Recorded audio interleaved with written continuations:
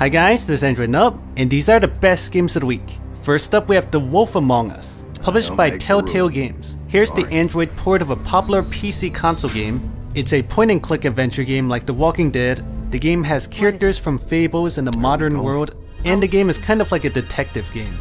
It has nice cel-shaded graphics, tons of cutscenes, it's completely voice acted, and the story is really good. The story is super engaging, and there's dialogue choices that affects what happens later. Like the Walking Dead games, the first episode is free, and you have to pay for the other ones, but it's probably worth it. Had enough?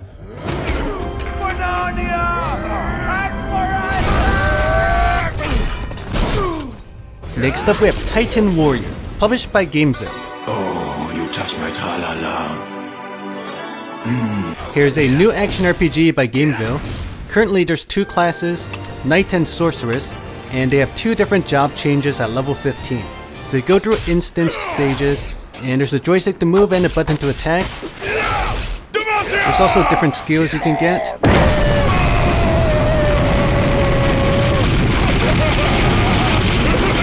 And there's a town where you can get quests. The game's not that bad, but the animations and gameplay isn't as smooth as some of the newer action RPGs. I don't know why, but this game feels kind of old.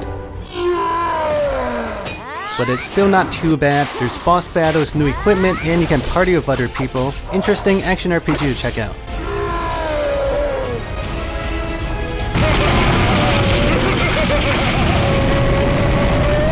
And while we're talking about GAMEVIL, they have another action RPG coming out in mid-November called Darkness Reborn. It's also known as Dark Avenger 2, and the trailer looks pretty epic. And it's actually in soft launch right now, so if you live in Canada, Mexico, Netherlands, Sweden, Spain, Turkey, Australia, Saudi Arabia, Philippines, Singapore, Portugal, Argentina, and New Zealand, go check this game out.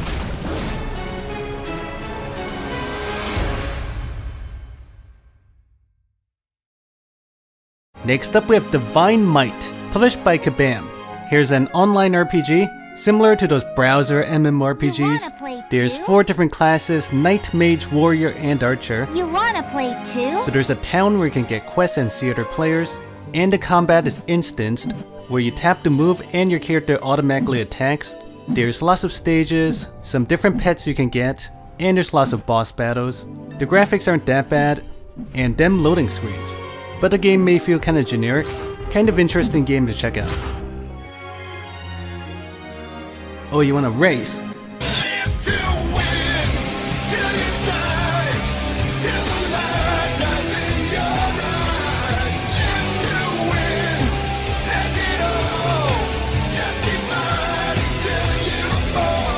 Get out of here! Next up we have Metal Skies, published by Kabam.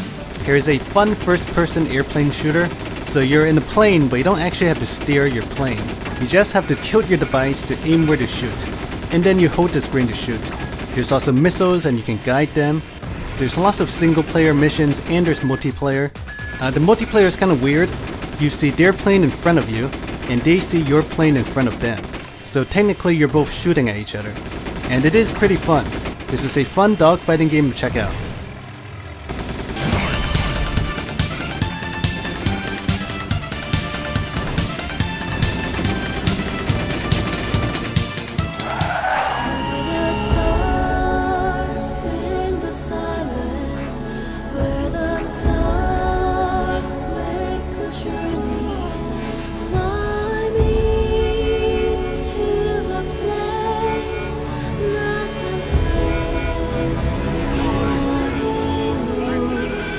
Next up we have Payback 2, The Battle Sandbox, published by Apex Designs Entertainment. Here's a kind of interesting game inspired by Grand Theft Auto. So this game has a single player mode with lots of different modes. There's racing where you can shoot from your car, and then there's also a bunch of other modes with different objectives. There's also multiplayer which has a couple different modes, and even the multiplayer has tons of bots in the game. The controls are a little weird and it feels a little buggy, but interesting, kind of casual game to check out.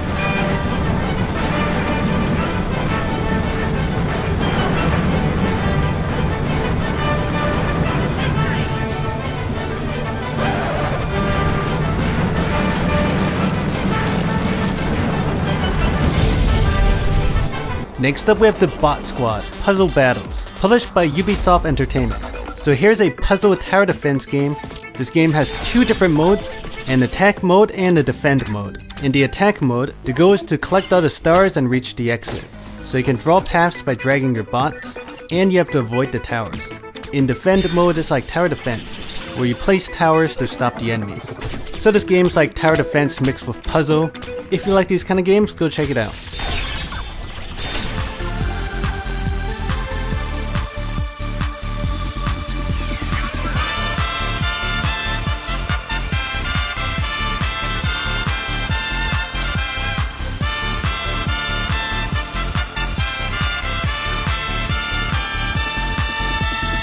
Next up we have Angry Birds Transformers, published by Rovio Mobile. So this is a new Angry Birds game, which is a mix of runner and shooter, and it has a Transformers theme. So your character runs forward and you tap the screen to shoot at these blocks or at the pigs. And it has the Angry Birds physics stuff. You can also transform into a car to move faster. There's different Transformers characters to collect. And if you like Transformers and Angry Birds, check this game out.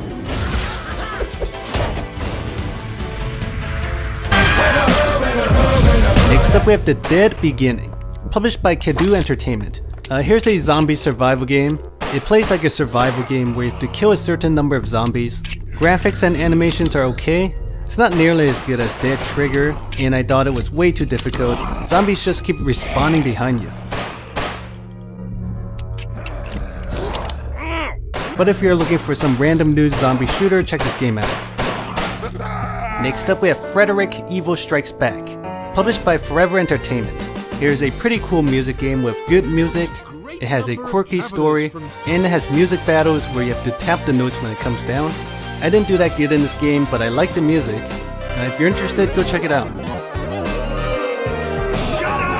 Next, a paid game called Battleheart Legacy, published by Mika Mobile, came out. It's the sequel to Battleheart, but the controls are really different, so you only control one character, and it's a RPG where you fight monsters and stuff. If you want to get this game, it costs $4.99. Next, I'll show you two new non-English games. First up, we have Contract Adventure, published by iStargame. Here's a fun side-scrolling action RPG. When you start, there's 3 different classes, and I chose this assassin because she looks so badass, although she does not sound badass. There's a town where you can get quests and see other players. This game kind of reminded me of Dungeon Fighter, but more casual. So there's a joystick to move and a button to attack. And you have skills that help you juggle the enemies, so you can form some cool combos. There's lots of levels to go through, and I thought the combat was pretty fun. It's a really cool game to check out.